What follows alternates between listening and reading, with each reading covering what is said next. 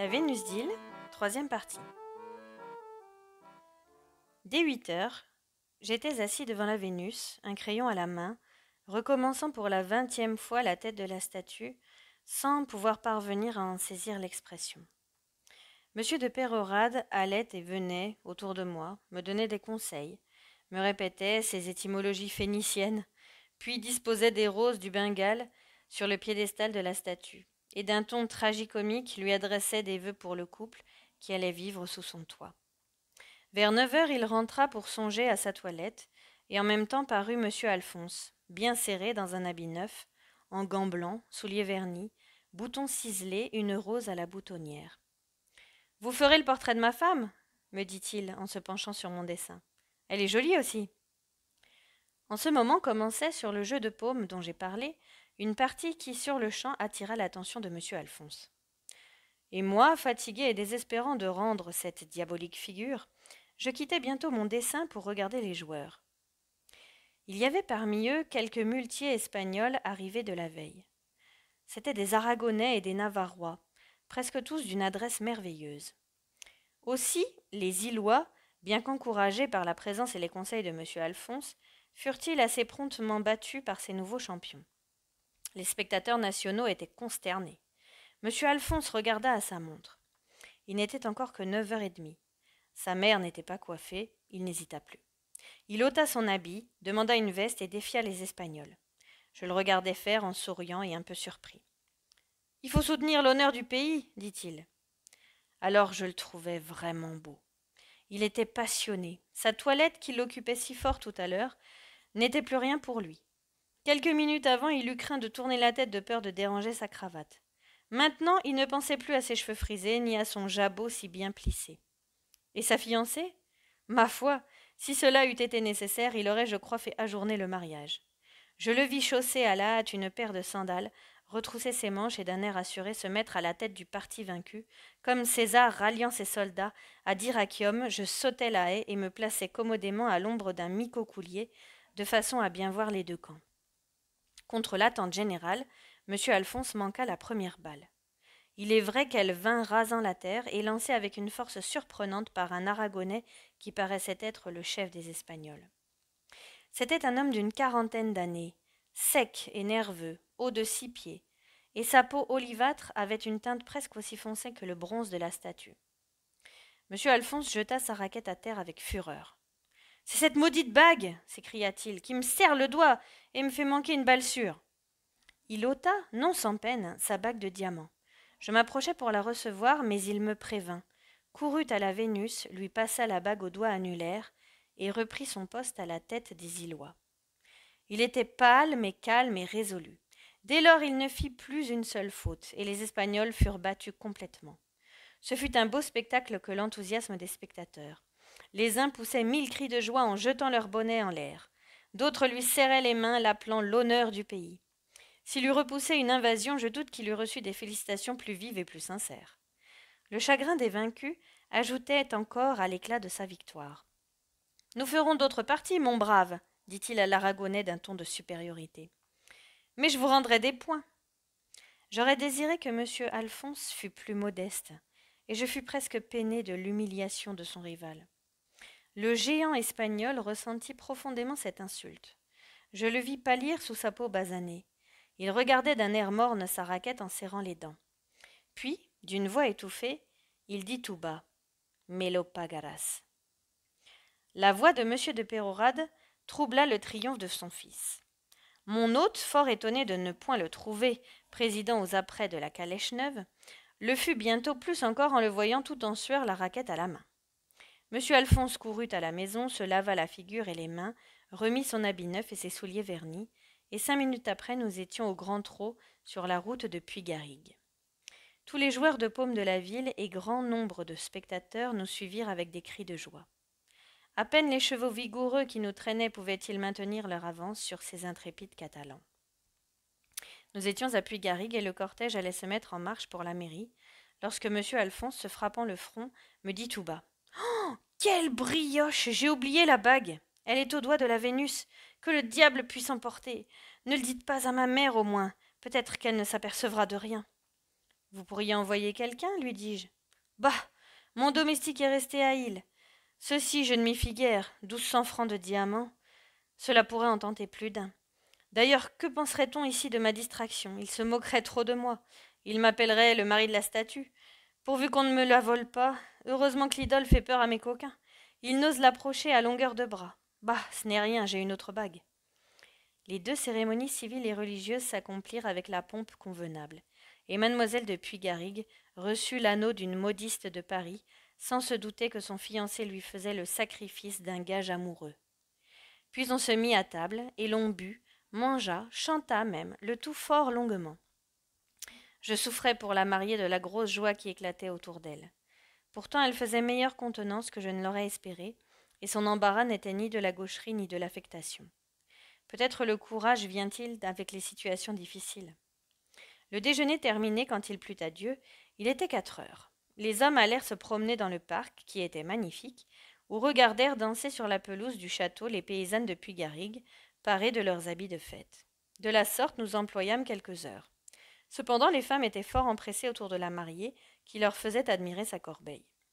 Puis elle changea de toilette, et je remarquai qu'elle couvrit ses beaux cheveux d'un bonnet et d'un chapeau à plumes, car les femmes n'ont rien de plus pressé que de prendre, aussitôt qu'elles le peuvent, les parures que l'usage leur défend de porter quand elles sont encore demoiselles. Il était près de 8 heures quand on se disposa à partir pour Île. Mais d'abord eut lieu une scène pathétique. La tante de mademoiselle de Puygarrigue, qui lui servait de mère, femme très âgée et fort dévote, ne devait point aller avec nous à la ville. Au départ, elle fit à sa nièce un sermon touchant sur ses devoirs d'épouse, duquel sermon résulta un torrent de larmes et des embrassements sans fin. Monsieur de Pérorade comparait cette séparation à l'enlèvement des Sabines. Nous partîmes pourtant, et pendant la route chacun s'évertua pour distraire la mariée et la faire rire. Mais ce fut en vain. À Île, le souper nous attendait. Et quel souper! Si la grosse joie du matin m'avait choqué, je le fus bien davantage des équivoques et des plaisanteries dont le marié et la mariée surtout furent l'objet. Le marié, qui avait disparu un instant avant de se mettre à table, était pâle et d'un sérieux de glace. Il buvait à chaque instant du vieux vin de Collioure, presque aussi fort que de l'eau-de-vie. J'étais à côté de lui et me crus obligé de l'avertir. Prenez garde, on dit que le vin... Je ne sais quelle sottise je lui dis pour me mettre à l'unisson des convives. Il me poussa le genou, et très bas il me dit « Quand on se lèvera de table, que je puisse vous dire 2 mots. » Son ton solennel me surprit. Je le regardai plus attentivement, et je remarquai l'étrange altération de ses traits. « Vous sentez-vous indisposé ?» lui demandai-je. « Non. » Et il se remit à boire.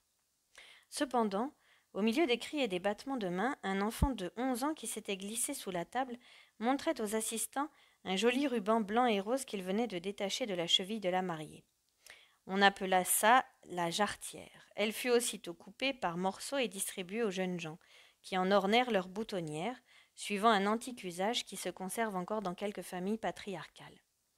Ce fut pour la mariée une occasion de rougir jusqu'au blanc des yeux. Mais son trouble fut au comble lorsque M. de Pérorade, ayant réclamé le silence, lui chanta quelques vers catalans impromptus, disait-il. En voici le sens, si je l'ai bien compris.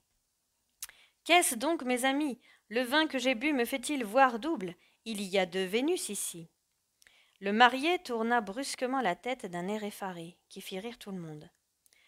Oui, poursuivit M. de Pérorade, il y a 2 Vénus sous mon toit.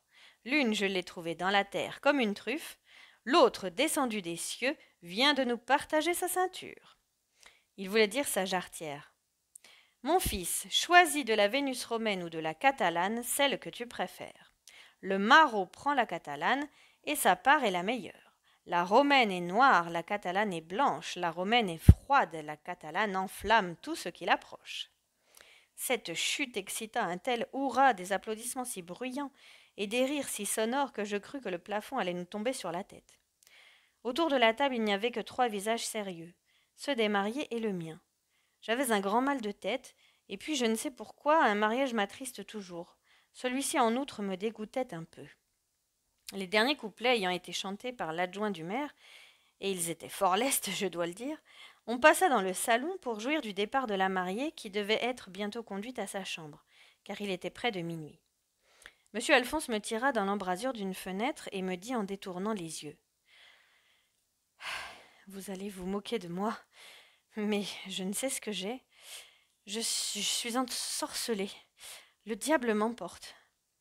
La première pensée qui me vint fut qu'il se croyait menacé de quelque malheur du genre de ceux dont parlent Montaigne et Madame de Sévigné. Tout l'empire amoureux est plein d'histoires tragiques, etc. Je croyais que ces sortes d'accidents n'arrivaient qu'aux gens d'esprit, me dis-je à moi-même. Vous avez trop bu de vin de Collioure, mon cher monsieur Alphonse, lui dis-je. Je vous avais prévenu. Oui, peut-être, mais c'est quelque chose de bien plus terrible. Il avait la voix entrecoupée. Je le crus tout à fait ivre. Vous savez bien, mon anneau, poursuivit-il après un silence. Eh bien, on l'a pris? Non. En ce cas, vous l'avez?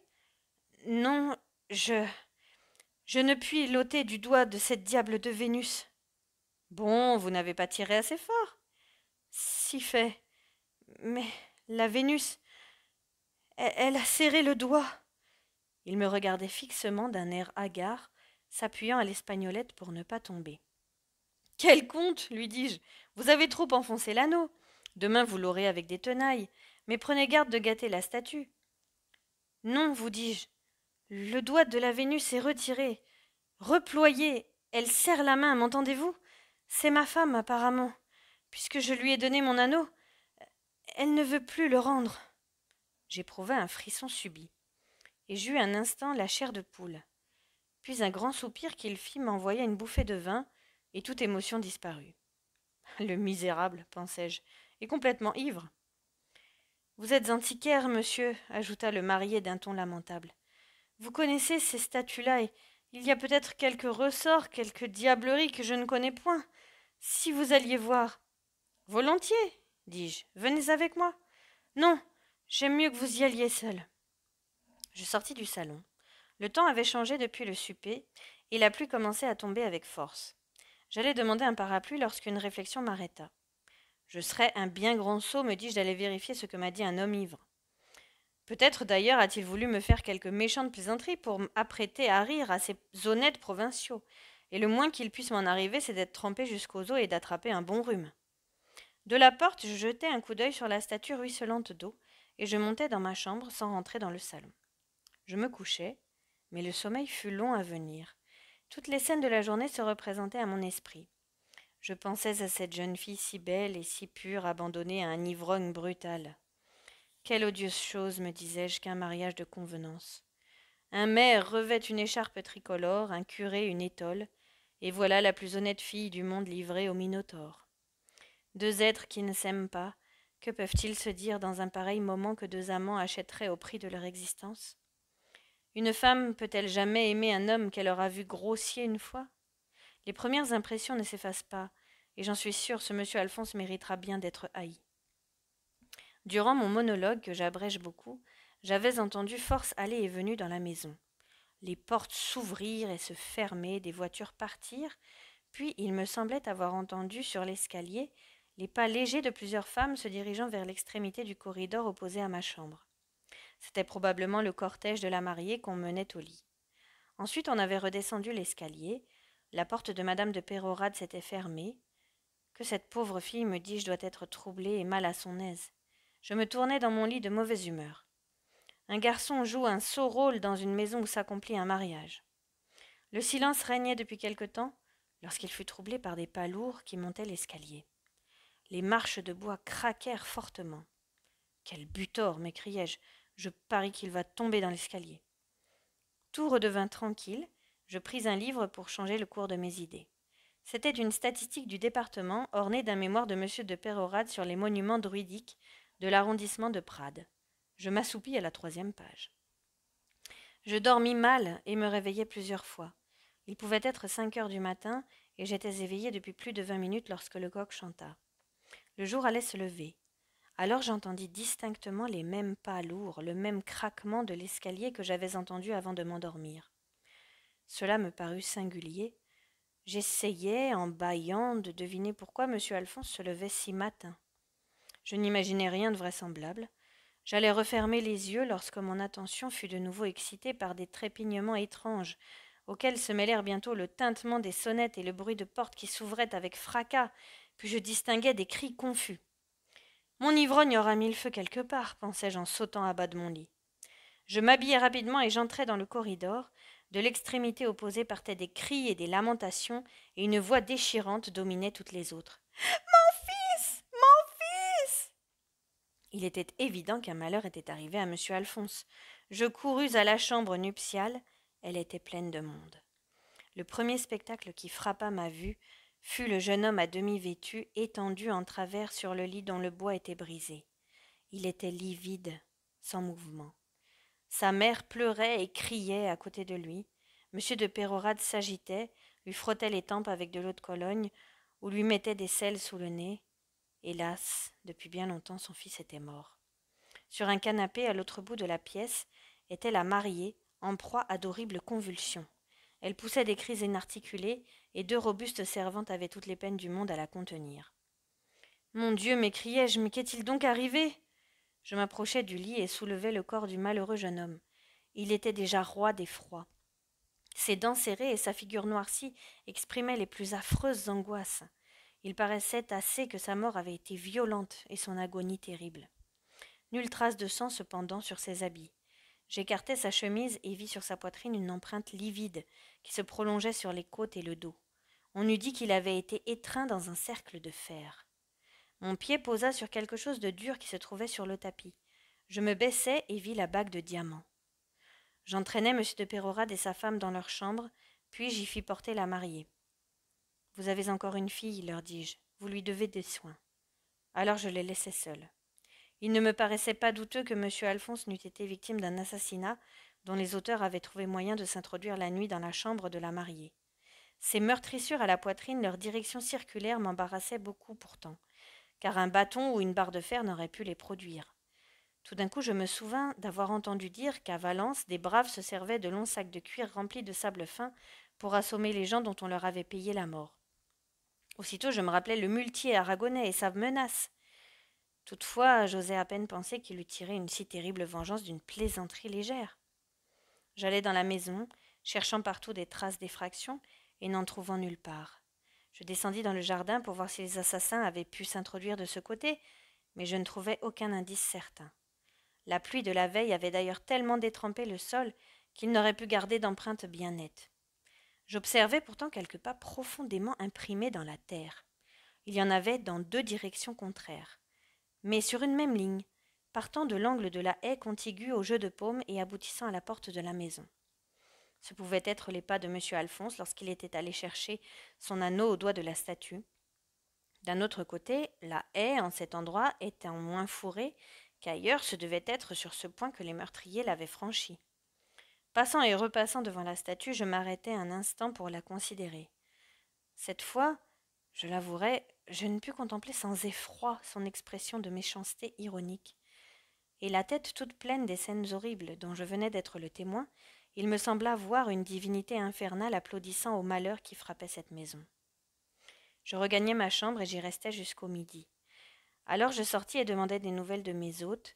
Ils étaient un peu plus calmes. Mademoiselle de Puygarric, je devais dire la veuve de M. Alphonse, avait repris connaissance. Elle avait même parlé au procureur du roi de Perpignan, alors en tournée à Île, et ce magistrat avait reçu sa déposition. Il me demanda la mienne. Je lui dis ce que je savais, et ne lui cachai pas mes soupçons contre le muletier aragonais. Il ordonna qu'il fût arrêté sur le champ. « Avez-vous appris quelque chose de madame Alphonse ?» demandai-je au procureur du roi, lorsque ma déposition fut écrite et signée.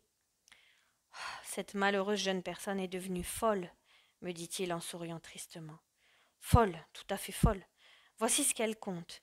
Elle était couchée, dit-elle, depuis quelques minutes, les rideaux tirés, lorsque la porte de sa chambre s'ouvrit, et quelqu'un entra. Alors madame Alphonse était dans la ruelle du lit, la figure tournée vers la muraille. Elle ne fit pas un mouvement, persuadée que c'était son mari. Au bout d'un instant, le lit cria comme s'il était chargé d'un poids énorme. Elle eut grand-peur, mais n'osa pas tourner la tête. 5 minutes, 10 minutes peut-être, elle ne peut se rendre compte du temps, se passèrent de la sorte. Puis elle fit un mouvement involontaire, ou bien la personne qui était dans le lit en fit un, et elle sentit le contact de quelque chose de froid comme la glace. Ce sont ses expressions. Elle s'enfonça dans la ruelle, tremblant de tous ses membres. Peu après, la porte s'ouvrit une seconde fois et quelqu'un entra, qui dit « Bonsoir, ma petite femme ». Bientôt après, on tira les rideaux. Elle entendit un cri étouffé. La personne qui était dans le lit à côté d'elle se leva sur son séant et parut étendre les bras en avant. Elle tourna la tête alors et vit, dit-elle, son mari à genoux, auprès du lit, la tête à la hauteur de l'oreiller, entre les bras d'une espèce de géant verdâtre qui l'étreignait avec force. Elle dit, et m'a répété 20 fois, pauvre femme, elle dit qu'elle a reconnu, devinez-vous, la Vénus de bronze, la statue de M. de Pérorade. Depuis qu'elle est dans le pays, tout le monde en rêve. Mais je reprends le récit de la malheureuse folle. À ce spectacle, elle perdit connaissance et probablement depuis quelques instants, elle avait perdu la raison. Elle ne peut en aucune façon dire combien de temps elle demeura évanouie. Revenue à elle, elle revit le fantôme ou la statue, comme elle dit toujours, immobile, les jambes et le bas du corps dans le lit, le buste et les bras étendus en avant, et entre ses bras son mari sans mouvement. Un coq chanta. Alors la statue sortit du lit, laissa tomber le cadavre et sortit. Madame Alphonse se pendit à la sonnette et vous savez le reste. On amena l'Espagnol, il était calme et se défendit avec beaucoup de sang-froid et de présence d'esprit. Du reste, il ne nia pas le propos que j'avais entendu, mais il l'expliquait, prétendant qu'il n'avait voulu dire autre chose, sinon que le lendemain, reposé qu'il serait, il aurait gagné la partie de paume à son vainqueur. Je me rappelle qu'il ajouta « Un Aragonais, lorsqu'il est outragé, n'attend pas au lendemain pour se venger.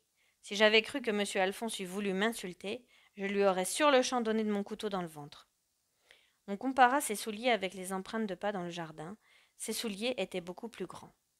Enfin, l'hôtelier chez qui cet homme était logé assura qu'il avait passé toute la nuit à frotter et à médicamenter un de ses mulets qui était malade. D'ailleurs, cet Aragonais était un homme bien famé, fort connu dans le pays, où il venait tous les ans pour son commerce. On le relâcha donc en lui faisant des excuses. J'oubliais la déposition d'un domestique qui, le dernier, avait vu M. Alphonse vivant. C'était au moment qu'il allait monter chez sa femme, et appelant cet homme, il lui demanda d'un air d'inquiétude s'il savait où j'étais. Le domestique répondit qu'il ne m'avait point vu. Alors M. Alphonse fit un soupir et resta plus d'une minute sans parler.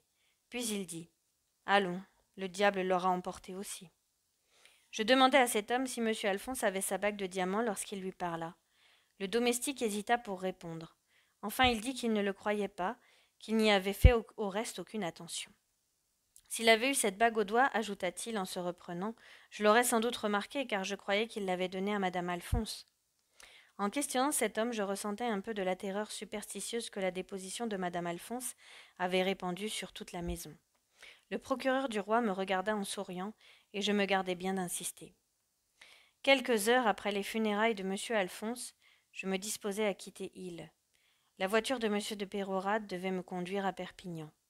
Malgré son état de faiblesse, le pauvre vieillard voulut m'accompagner jusqu'à la porte de son jardin.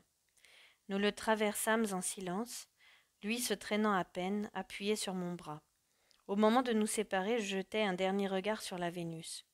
Je prévoyais bien que mon hôte, quoiqu'il ne partageât point les terreurs et les haines qu'elle inspirait à une partie de sa famille, voudrait se défaire d'un objet qui lui rappellerait sans cesse un malheur affreux. Mon intention était de l'engager à la placer dans un musée. J'hésitais pour entrer en matière, quand M. de Pérorade tourna machinalement la tête du côté où il me voyait regarder fixement. Il aperçut la statue et aussitôt fondit en larmes. Je l'embrassai et sans oser lui dire un seul mot, je montai dans la voiture. Depuis mon départ, je n'ai point appris que quelques jours nouveaux soient venus éclairer cette mystérieuse catastrophe. M. de Pérorade mourut quelques mois après son fils. Par son testament, il m'a légué ses manuscrits, que je publierai peut-être un jour. Je n'y ai point trouvé le mémoire relatif aux inscriptions de la Vénus. P.S. Mon ami M. de P. vient de m'écrire de Perpignan que la statue n'existe plus. Après la mort de son mari, le premier soin de madame de Pérorade fut de la faire fondre en cloche, et sous cette nouvelle forme, elle sert à l'église d'Île. Mais, ajoute M. de P., il semble qu'un mauvais sort poursuive ceux qui possèdent ce bronze. Depuis que cette cloche sonne à Île, les vignes ont gelé 2 fois. Fin de la 3e et dernière partie.